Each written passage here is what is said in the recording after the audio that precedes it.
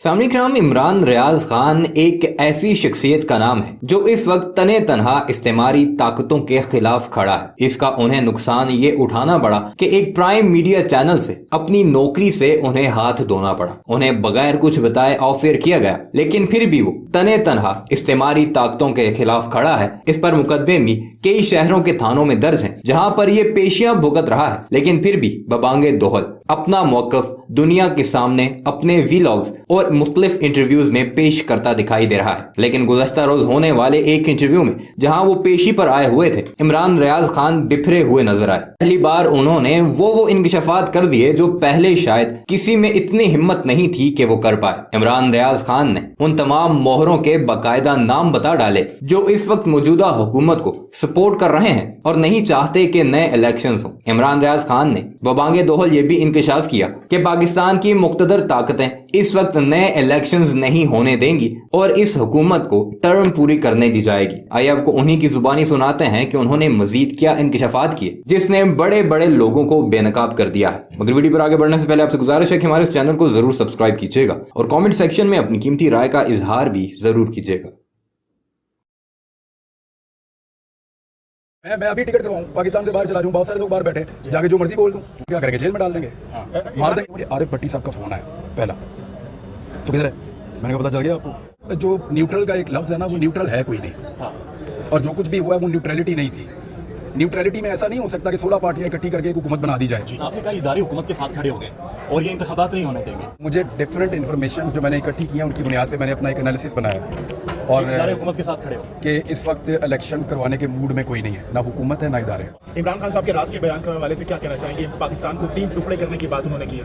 अच्छा, इसमें 3 जुमले निकाले गए। एक निकाला गया कि फौज तबाह हो जाएगी, दूसरा निकाला गया एटमी असासे चले जाएंगे, और तीसरा निकाला गया कि पाकिस्तान के 3 हिस्से खुदा नखास्ता हो जाएंगे।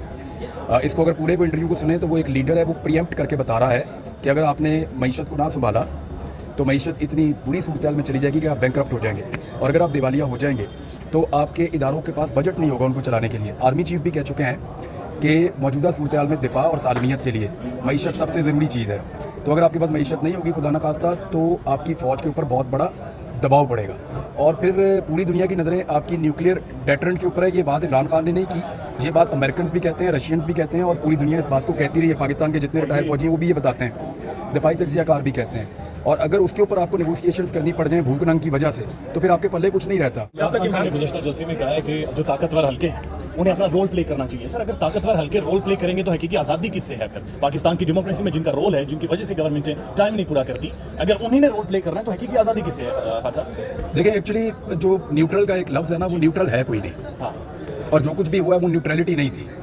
न्यूट्रलिटी में ऐसा नहीं हो सकता कि 16 पार्टियां इकट्ठी करके एक हुकूमत बना दी जाए, और वो भी एक वोट की बढ़तरी के साथ। ये चल ही नहीं सकती, बंदरबांट में गिर जाती है खुदा न खास्ता। तो इसके बावजूद ये चल रही है, तो कोई जादू तो हो रहा है। वो जादू अगर बीच में से या वो शहर बीच में से हट जाए तो फिर ये हुकूमत नहीं रहेगी। ये तो चीज़ें सस्ती करने आए थे, और ये एजेंडा क्या है?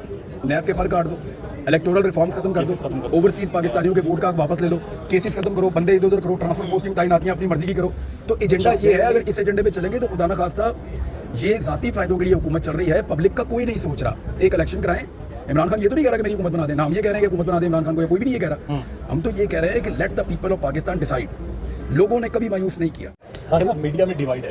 आप हमारे जो दोस्त हैं या हम सारे एक साइड पे खड़े हैं, दूसरे साथी दूसरे साइड पर खड़े हैं। अब एक व्यूअर जो है उसके लिए क्या बचा है देखने के लिए? कौन जज करे ये इंटरप्रिटेशन ठीक है या खान साहब की इंटरप्रिटेशन? यूट्यूब चैनल है। लोग बहुत अच्छे जज हैं, लोग बहुत अच्छे जज हैं।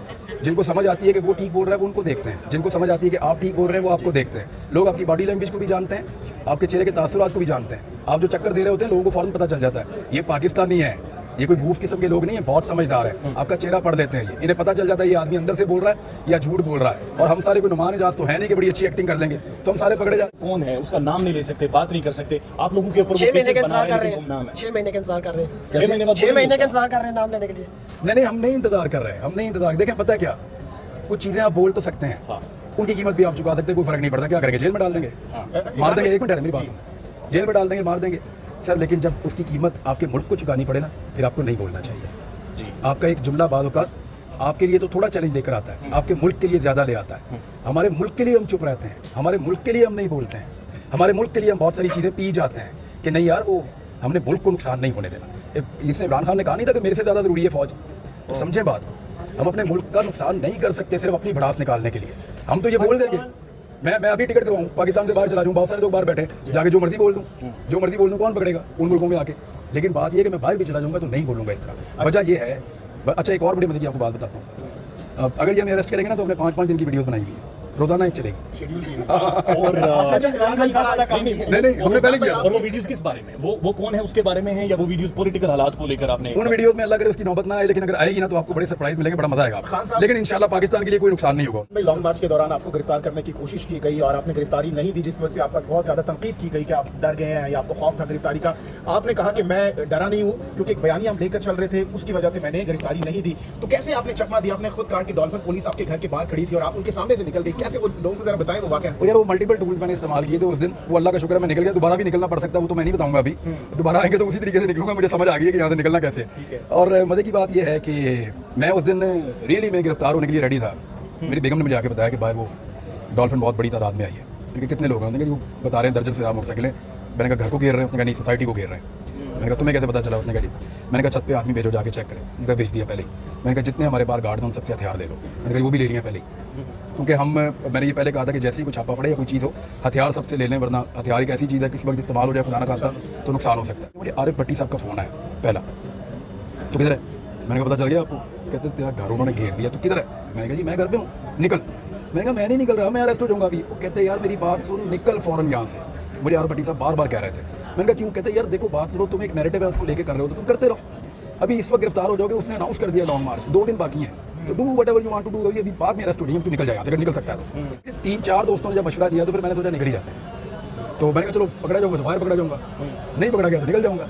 मेरे साथ मेरे जो कज़न थे अदनान भाई, ये साथी थे, इनको मैंने कैमरा पकड़ा दिया। मैंने कहा पकड़े तो वीडियो बना लेना, तो बस वो नहीं पकड़ सके, मैं निकल गया। आपकी एक एक्सटेम्पोर शख्सियत भी है और माशाल्लाह दलेर भी हैं, बट फैमिली को कंसर्न्स रहते हैं। मेरी फैमिली को भी कंसर्न्स है, आपके अब्बा हैं, फैमिली है। How do you manage them? उन्हें कैसे मैनेज करते हैं आप?